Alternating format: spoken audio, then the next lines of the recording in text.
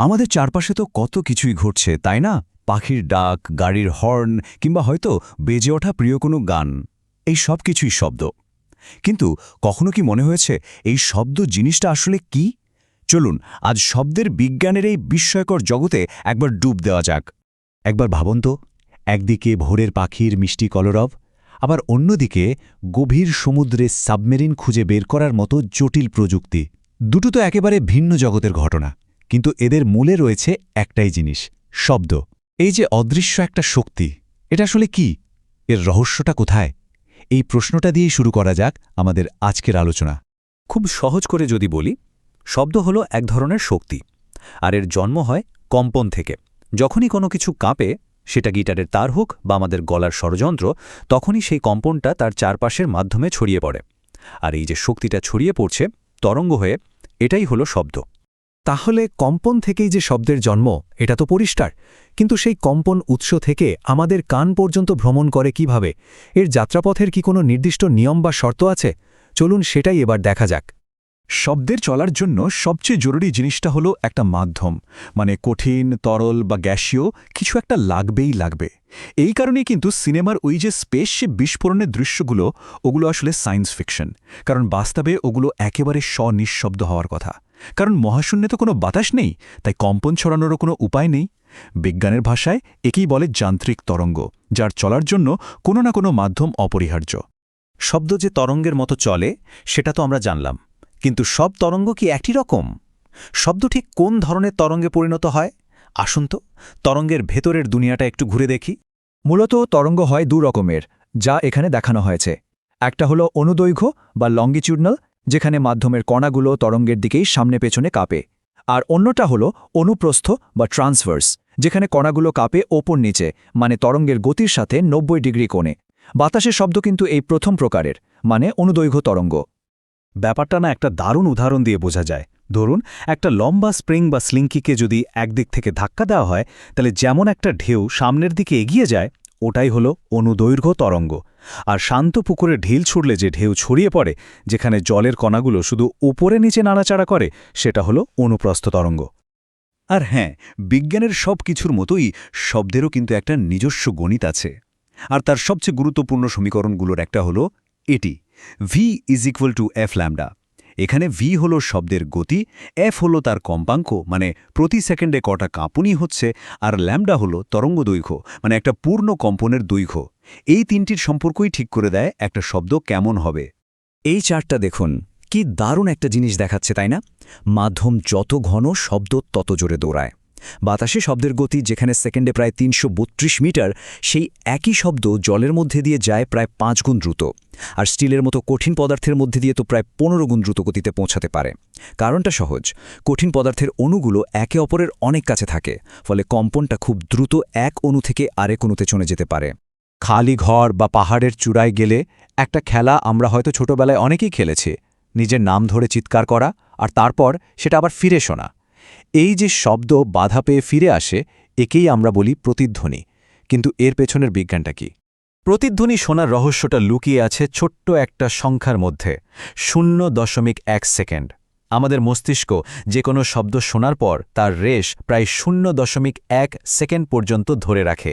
এর মধ্যে যদি অন্য কোনো শব্দ কানে আসে, মস্তিষ্ক দুটোকে আলাদা করতে পারে না। তাই প্রতিধ্বনি শোনার প্রথম শর্তই হল মূল শব্দ আর ফিরে আসা শব্দের মধ্যে সময়ের ব্যবধান অন্তত ০.১ সেকেন্ড হতেই হবে। আচ্ছা, এই ০.১ সেকেন্ডের নিয়মটা থেকে তো একটা দারুণ প্রশ্ন মাথায় আসে, তাই না? যদি সময়ের ন্যূনতম ব্যবধান জানা থাকে, তাহলে উৎস আর যেখান থেকে শব্দটা ধাক্কা খেয়ে ফিরছে, তার মধ্যে ন্যূনতম দূরত্বেরও তো একটা হিসাব থাকা উচিত। হিসাবটা কিন্তু একদম সোজা। শব্দকে উৎস থেকে বাধা পর্যন্ত গিয়ে আবার ফিরে আসতে হবে। তাহলে ০.১ সেকেন্ডে শব্দ মোট যে দূরত্ব যায়, তার অর্ধেকই হবে ন্যূনতম দূরত্ব। বায়ুতে শব্দের গতি প্রায় ৩৩২ মিটার পার সেকেন্ড ধরে হিসাব করলে উত্তরটা দাঁড়ায় ১৬.৬ মিটার। মানে পরিষ্কার প্রতিধ্বনি শুনতে হলে উৎস আর প্রতিফলকের মধ্যে দূরত্ব অন্তত ১৭ মিটারের কাছাকাছি হতে হবে। দেখুন, সাধারণ একটা প্রশ্নের কি চমৎকার বৈজ্ঞানিক উত্তর। এখন ভাবুন, প্রতিধ্বনিরত শব্দের এই সাধারণ ধর্মগুলোকেই মানুষ কি দারুণভাবে কাজে লাগিয়ে অসাধারণ সব প্রযুক্তি তৈরি করেছে। চলুন দেখি কিভাবে এই অদৃশ্য তরঙ্গ আমাদের আধুনিক জীবনে একেবারে দৃশ্যমান প্রভাব ফেলছে। এর সবচেয়ে ক্লাসিক উদাহরণ হল সোনার। এর পুরো কথাটা হল সাউন্ড ন্যাভিগেশন অ্যান্ড রেঞ্জিং। ঠিক যেভাবে বাদুড় অন্ধকারে প্রতিধ্বনি কাজে লাগিয়ে পথ চেনে, জাহাজগুলো ঠিক সেভাবেই শব্দতরঙ্গ পাঠিয়ে সমুদ্রের গভীরতা মাপে, লুকিয়ে থাকা ডুবোজাহাজ খুঁজে বের করে, এমনকি টাইটানিকের মতো ডুবে যাওয়া জাহাজের ধ্বংসাবশেষ আবিষ্কার করে ফেলে। আর প্রযুক্তির ব্যবহার কিন্তু এখানেই থেমে নেই। চিকিৎসা বিজ্ঞানে আল্ট্রাসাউন্ড তরঙ্গ ব্যবহার করে গর্ভের শিশুর ছবি দেখা হয়। ডাক্তাররা যে স্টেথোস্কোপ ব্যবহার করেন সেটাও কিন্তু শব্দের প্রতিফলনের নীতির উপরই কাজ করে। এমনকি সাধারণ একটা মেগাফোনও শব্দের ধর্মকে কাজে লাগিয়েই আওয়াজকে বহুদূর পৌঁছে দেয়। শব্দ প্রযুক্তি আক্ষরিক অর্থেই আমাদের জীবনের পর্তে পর্তে জড়িয়ে আছে।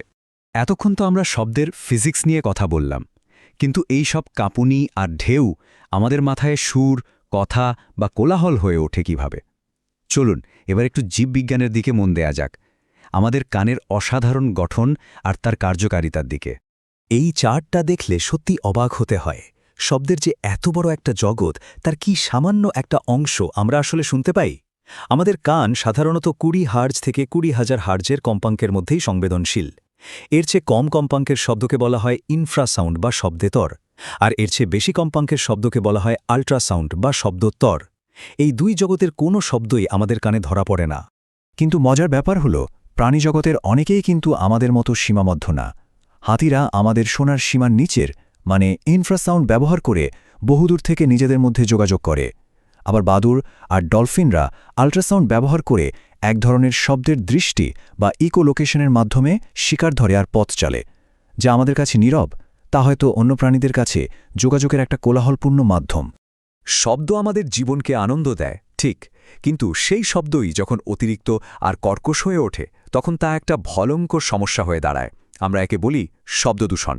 আর এই দূষণ এক নীরব ঘাতকের মতোই আমাদের সবার ক্ষতি করে চলে। এর উৎসগুলো তো আমাদের সবারই চেনা, তাই না? গাড়ির অপ্রয়োজনীয় হর্ন, কারখানার একটানা আওয়াজ, উৎসব অনুষ্ঠানে কানের পর্দা ফাটানো মাইকের শব্দ, এই সবই কিন্তু প্রতিনিয়ত আমাদের মানসিক ও শারীরিক স্বাস্থ্যের ওপর অমছম চাপ সৃষ্টি করছে। আর এর প্রভাব কিন্তু শুধু কানে কম শোনার মধ্যেই আটকে নেই। দীর্ঘ সময় ধরে শব্দদূষণের মধ্যে থাকলে আমাদের অজান্তেই বাড়তে থাকে উচ্চ রক্তচাপ, হৃদরোগের ঝুঁকি, মানসিক চাপ এবং অনিদ্রার মতো মারাত্মক সব সমস্যা। যেটাকে আমরা হয়তো গুরুত্ব দিই না, সেটাই আমাদের শরীরকে ভেতর থেকে অসুস্থ করে তোলে।